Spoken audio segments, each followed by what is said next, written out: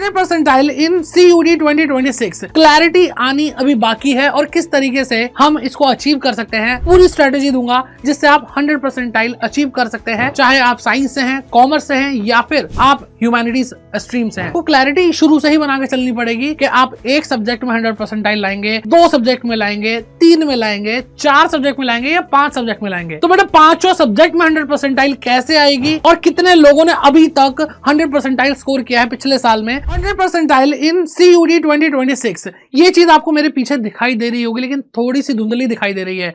Clarity आनी अभी बाकी है और किस तरीके से हम इसको अचीव कर सकते हैं, आज मैं ऐसी 6 बातें बताऊंगा, पूरी स्ट्रेटेजी दूंगा जिससे आप 100 परसेंटाइल अचीव कर सकते हैं, चाहे आप किसी भी स्ट्रीम से हैं, चाहे आप साइंस से हैं, कॉमर्स से हैं या फिर आप ह्यूमैनिटीज स्ट्रीम से हैं।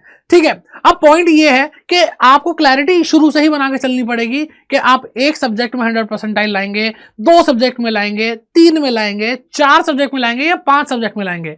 सर हम तो चाहते 5 में आ जाए। तो बेटा 5 सब्जेक्ट में 100 परसेंटाइल कैसे आएगी ये देखते हैं कि पॉसिबल है भी या नहीं है और कितने लोगों ने अभी तक 100 परसेंटाइल स्कोर किया है पिछले साल में, तो वो आपको मैं बताऊंगा जो एक्चुअल डेटा एनटीए ने हमें दिया था। तो चलिए स्टार्ट करते हैं। सबसे पहली चीज, आप अपने लिए क्लैपिंग बजा लो भाई। क्यों? क्योंकि अगर आपने सोच लिया है कि मुझे 100 परसेंटाइल लाना है तो बेटा तुम यहां खड़े हो, तुम्हारे लिए पहाड़ जैसा जरूर होगा लेकिन हाँ पॉसिबल जरूर है और आपने एक बढ़िया और बड़ा टारगेट रखा है।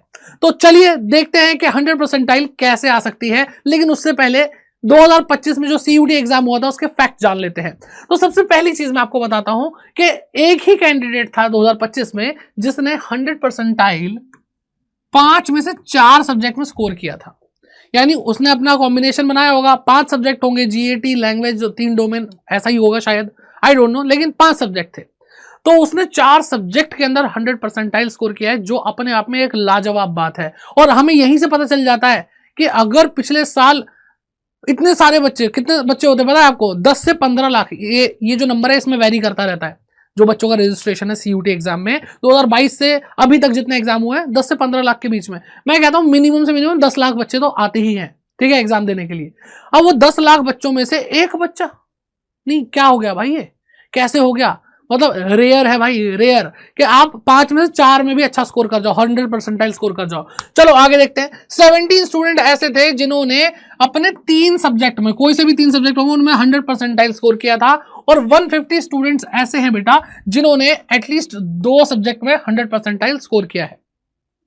ठीक है, एंड 2679 कैंडिडेट ऐसे थे जिन्होंने एटलीस्ट 1 सब्जेक्ट में 100 परसेंटाइल स्कोर किया है। मैंने मिनिमम जो आपको बताया कि टोटल नंबर ऑफ स्टूडेंट जो थे, मान लेते हैं कि मिनिमम 10 लाख, वैसे तो ज्यादा होते हैं, ठीक है। तो अगर 10 लाख है और मैं कहता हूं ये चलो इसको भी हटाओ, इतने ही 3000 बच्चे थे, तो 0.3% बच्चे 100 परसेंटाइल ला पाते हैं। ठीक है, 0.3% यानी 99.7% एक भी सब्जेक्ट में 100 परसेंटाइल नहीं ला पाते। सर आपने तो तगड़ा वाला डिमोटिवेट कर दिया सर। तो बेटा मेरी एक बात सुनो, अपने आप को मोटिवेट करने के बहाने ढूंढने, डिमोटिवेट करने के बहाने नहीं ढूंढने। अगर इस दुनिया में कोई भी इंसान कोई ऐसा काम कर रहा है जो तुम करना चाहते हो तो तुम भी कर सकते हो, क्योंकि किसी ने पहले से कर दिया है। ठीक है, और 2-3 हजार बच्चे, तुम खुद सोचो, मैंने 0.3% आपको बताया, लेकिन अगर अभी आपके सामने 3000 बच्चे खड़े हो जाए तो तुम डर जाओगे भाई कितनी भीड़ है। तो दैट मीन्स कि ये भी पॉसिबल है, तुम पॉसिबल कर सकते हो, चाहे एक में ही क्यों ना आए। ठीक, लेकिन लास्ट में हमारा सबसे माइंड जो सबसे बढ़िया क्वेश्चन पूछता है वो ये है कि क्या 100 परसेंटाइल लाना जरूरी भी है? हमें टॉप यूनिवर्सिटी में जाना है, टॉप कॉलेज में जाना है इंडिया के, तो क्या 100 परसेंटाइल वाले ही जाते हैं? तो ऐसा भी नहीं है भाई। 98-99 परसेंटाइल वाले जो बच्चे हैं वो भी भाई बढ़िया बढ़िया कोर्सेज में, बढ़िया सेंट्रल यूनिवर्सिटीज में जाते हैं। ठीक है, तो बात है कि ओवरऑल स्कोर क्या बनता है, 100 परसेंटाइल आए या ना आए, दैट मैटर्स, है ना। तो चलिए कुछ मिथ्स हैं, कुछ रियलिटी है, उनके बारे में बात करते हैं, क्या फैक्ट है और क्या मिथ है।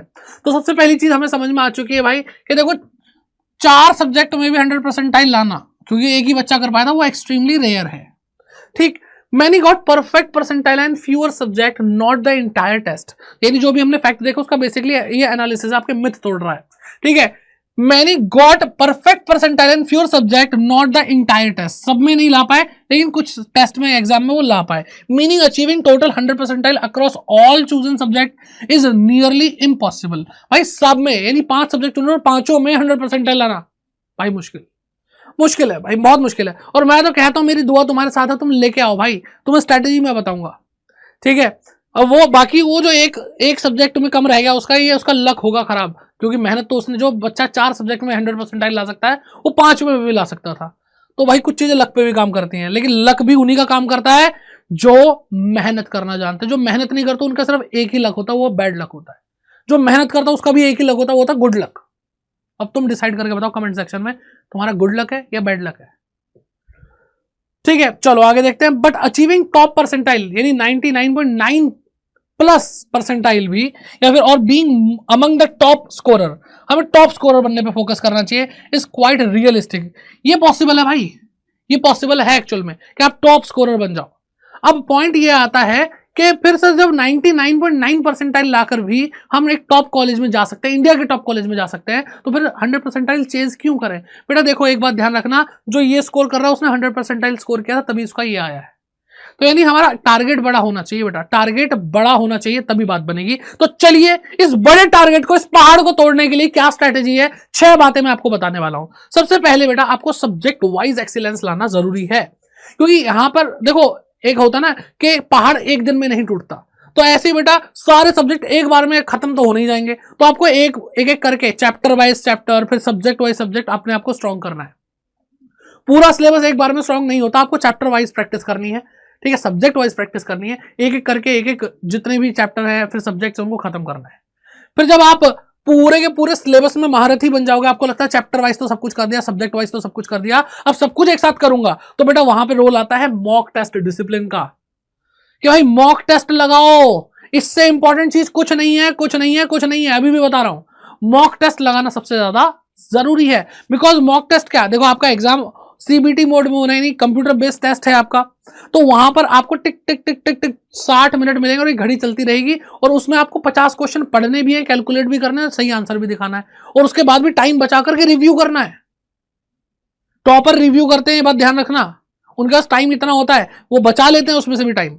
तो भाई मॉक टेस्ट का डिसिप्लिन बनाना है, हर दिन एक मॉक टेस्ट लगाऊंगा, हर 2 दिन में एक मॉक टेस्ट लगाऊंगा, जो भी तुम्हें भाई जब भी ये वीडियो देखो उस हिसाब से तुम अपना कैलकुलेट कर लेना। और अपने साथ साथ यहाँ पे एक एरर शीट बनाना, ये मेरा पर्सनल कंसेप्ट है कि भाई एक एरर शीट बनाना कि आप भाई इस चैप्टर में इस कंसेप्ट में ये गलती होती है, ये गलती किस टाइप की है, क्या मुझे लैंग्वेज समझ में नहीं आती, क्या मुझे कंसेप्ट समझ में नहीं आता, ये एरर शीट है। यानी टाइप ऑफ गलतियां कि आप किस वजह से गलती करो, पूरा एनालिसिस कर लो बेटा। और ये एरर शीट एंड में आते आते आपको बताएगी कि बेटा तेरे को 1 लाख क्वेश्चन करने की जरूरत नहीं, तेरे को 1000 क्वेश्चन करने की जरूरत है, तू जीत जाएगा, ठीक है, क्योंकि एरर शीट आपको बताएगी इन्हीं क्वेश्चन पे ध्यान देना है। तो बेटा एरर शीट बनाना बहुत ज्यादा जरूरी है मॉक टेस्ट के साथ।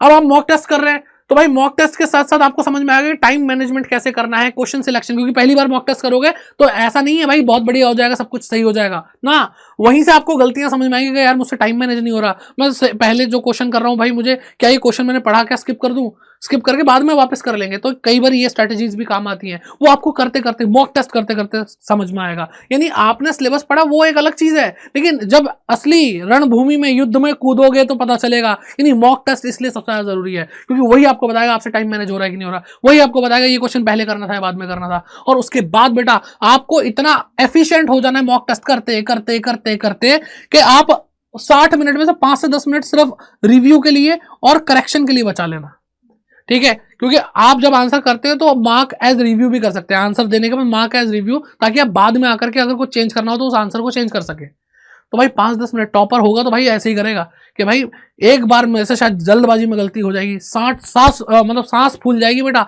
60 मिनट तक करते करते, और एकदम से बस सबमिट हो गया। भाई ऐसे नहीं करना है, आपको इतना प्रैक्टिस कर लेनी है कि आप 50 मिनट के अंदर क्वेश्चन करोगे।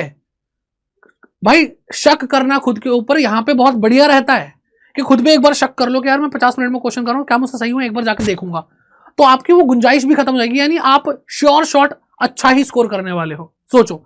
तो ये भी बेटा कब होगा, जब आप मॉक टेस्ट लगाते रहोगे। दैट मींस कि मैंने आपको पहले ये बोला, यहाँ पे आपको मॉक टेस्ट नहीं लगाना है, यहाँ से आपको मॉक टेस्ट लगाना है, मॉक टेस्ट लगाना है, मॉक टेस्ट लगाना है, और मॉक टेस्ट लगाते लगाते ये चीजें कवर करते जाना है। फिर उसके बाद बेटा आपको साथ साथ रिविजन टूल, मेमोरी टूल्स, ये सारी चीजें बनानी है, सो दैट आप थियोरी को भूले ना। क्योंकि आप जब मॉक टेस्ट लगाओगे आपसे कई बार हो गया यार ये तो कॉन्सेप्ट दिमाग से निकल गया, तो उसके लिए रिवीजन करना पड़ेगा तुम्हें मॉक टेस्ट के साथ साथ। तो वहां पर आपको फ्लैश कार्ड बनाने होंगे, वहां पे बेटा आपको फ्लो चार्ट्स बनाने होंगे, आपको है ना नोट्स बनाने होंगे, वो सारी चीजें। ओके, एंड फिर बेटा आपकी जो लास्ट चीज आती है कि भाई पढ़ाई तो सब कुछ बढ़िया, लेकिन एग्जाम टाइम पे हो गया मलेरिया हो गया, ठीक है, वहां पे तबीयत खराब हो गई, फीवर चढ़ रहा है। बेटा अपने आप को मेंटली और फिजिकली आपको बहुत ठीक रखना है, तभी जाकर के आप जंग जीत पाओगे, ये बात ध्यान रख लेना। तो ये 6 बातें, आपको इसमें से क्या बेस्ट लगा कमेंट सेक्शन में जरूर बताइए। और बाकी कुछ गाइडेंस चाहिए होगी तो आप मेरे साथ इस टेलीग्राम पे जुड़ सकते हैं, आपको या यूजर नेम दिख जाएगा, उसको सर्च कर लेना, या फिर QR कोड को स्कैन कर लीजिए। और अभी आप लोगों के लिए भाई मैक्सिमम डिस्काउंट चल रहा है, तो जाइए हमारे बैचेस में एनरोल कर सकते हैं अगर आपको तैयारी करनी है। और आपको एक चीज तो समझ में आ गई, मॉक टेस्ट से ज्यादा जरूरी कुछ नहीं। तो सबसे पहले मैं आपको मॉक टेस्ट दिखाता हूँ कि बेहतरीन से बेहतरीन मॉक टेस्ट आपको कहाँ मिल सकते हैं। तो आपको अड्डा 24/7 ऐप डाउनलोड करना है, या फिर गूगल पे मेरी तरह सर्च करना अड्डा 24/7, पहली वेबसाइट दिख जाएगी, इस पर क्लिक करना है बेटा, एंड ऑल कोर्सेज पे क्लिक करेंगे आप, ठीक है। फिर आपको क्या करना है, UG PG एंट्रेंस एग्जाम पे जाना है, फिर आपको CUT कॉमर्स पे जाना है। CUT कॉमर्स पे जाओगे, CUT साइंस पे जाओगे, जो भी तुम्हारा, ठीक है, जो भी तुम्हें सही लगता है। तो आप स्क्रॉल करोगे, CUT कॉमर्स मॉक टेस्ट आ जाएगा। ऐसे अभी मैं साइंस के लिए भी दिखा दूंगा।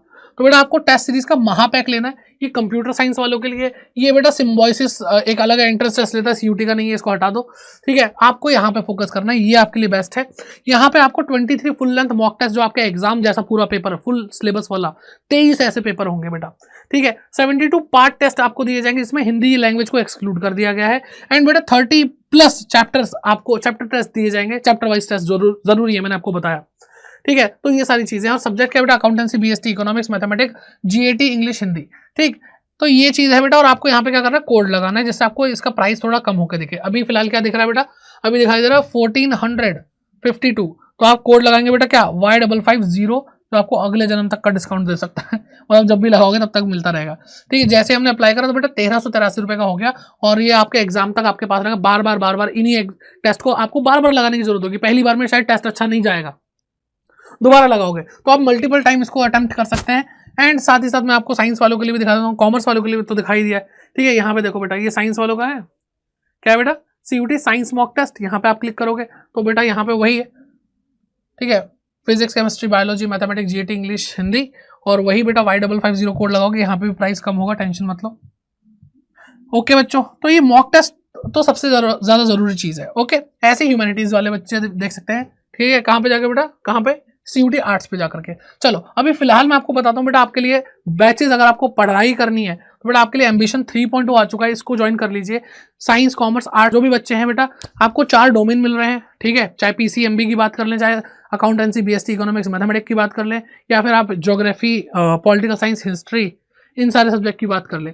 और आपको साथ में लैंग्वेजेस मिल रही हैं 2, हिंदी, इंग्लिश, एंड GAT की पूरी प्रिपरेशन। तो इस पे भी कोड वही लगेगा बेटा, याद रखो Y550, ठीक है। और आपको यहाँ पे क्या कहते हैं, बहुत सारी क्या कहते हैं डिस्काउंट तो मिल ही रहा है। साथ साथ मेरे साथ जुड़ने के बाद गाइडेंस भी मैं आपको दूंगा, टेंशन बिल्कुल भी मत लो। ओके, तो बाकी बताइए वीडियो कैसी लगी, कौन सी टिप आपको सबसे अच्छी लगी, कमेंट करके जाइए, और सबके साथ वीडियो को शेयर जरूर करिए। बाय बाय, टेक केयर, जय हिंद।